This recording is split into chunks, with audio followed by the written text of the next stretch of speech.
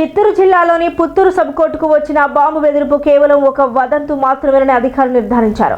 చిత్తూరు జిల్లా జడ్జికి అపరిచితుల నుండి ఈమెయిల్ ద్వారా బాంబు బెదిరింపు సందేశం అందింది. సమాచారం అందిన వెంటనే పోలీసులు అప్రమత్తమై కోర్టు ఆవరణను ఖాళీ చేయించారు. తిరుపతి నుంచి ప్రత్యేక బాంబు స్క్వాడ్ బృందం పుత్తూరు చేరుకొని కోర్టు భవనం, రికార్డు గదులు, పరిసర ప్రాంతాల్లో అణువణువు గాలించారు. తనిఖీల్లో ఎటువంటి పేలుడు పదార్థాలు లభించకపోవడంతో బాంబు బెదిరింపు ఫేక్ అని పుత్తూరు సిఐ రెడ్డి శేఖర్ స్పష్టం చేశారు.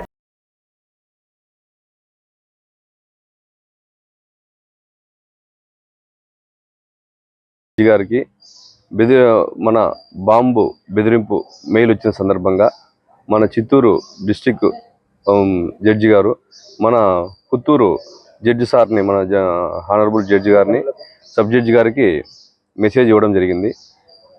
సార్ ఇచ్చిన ఉత్తర్వుల మేరకు మేము ఈ విషయాన్ని పై అధికారులకు తెలియజేసి, పై అధికారుల నుంచి మన డిస్ట్రిక్ట్ ఏఆర్ నుంచి బీడీటీని పిలిపించి కోర్టు ఆవరణలో ఉన్నటువంటి ఇండోర్ మరియు అవుట్డోర్ మొత్తం పరిసరాలన్నీ కూడా క్షుప్తంగా పరిశీలించి ఏదన్నా బ్లాస్ట్ మెటీరియల్ ఉందా, ఏదన్నా కూడా మెటీరియల్ ఉందా అని చెప్పేసి మొత్తం అంతా కూడా వాళ్ళు వెరిఫై చేయడం జరిగింది. వెరిఫై చేసి మాకు ఎటువంటి బ్లాస్టింగ్ మెటీరియల్ లేదని కూడా రిపోర్ట్ ఇవ్వడంతో ఆ రిపోర్ట్ను ఉన్నతాధికారులకు కూడా తెలియజేయడం జరిగింది.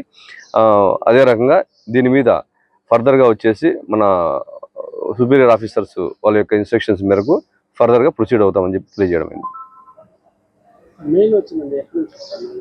అది మెయిల్ వచ్చింది డిస్ట్రిక్ట్ జడ్జి గారు, చిత్తూరు డిస్ట్రిక్ట్ జడ్జి గారికి బెదిరింపు మెయిల్ రావడంతో మన బార్డర్లో ఉన్నటువంటి మన పుత్తూరు, నగిరి, సత్యవేడు వీళ్ళందరినీ కూడా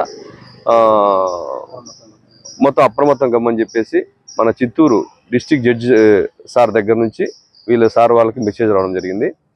అట్లా సబ్ జడ్జి సార్ మనకి, పుత్తూరు సబ్ జడ్జి సార్ మనకి సమాచారం ఇవ్వడంతో ఇదే సమాచారాన్ని ఉన్నతాధికారులకు ఇచ్చి మన డిస్ట్రిక్ట్ ఏఆర్ నుంచి బీడీటీని ఇక్కడికి రప్పించుకొని వాళ్ళ దగ్గర నుంచి మొత్తం క్లుప్తంగా తనిఖీలు చేసి ఎటువంటి బ్లాస్టింగ్ మెటీరియల్ లేదని నిర్ధారించుకున్న తర్వాత ఇదే విషయాన్ని మన కోర్టు సార్ వాళ్ళకి మరియు పై అధికారులకు కూడా తెలియజేయడం జరిగిందండి.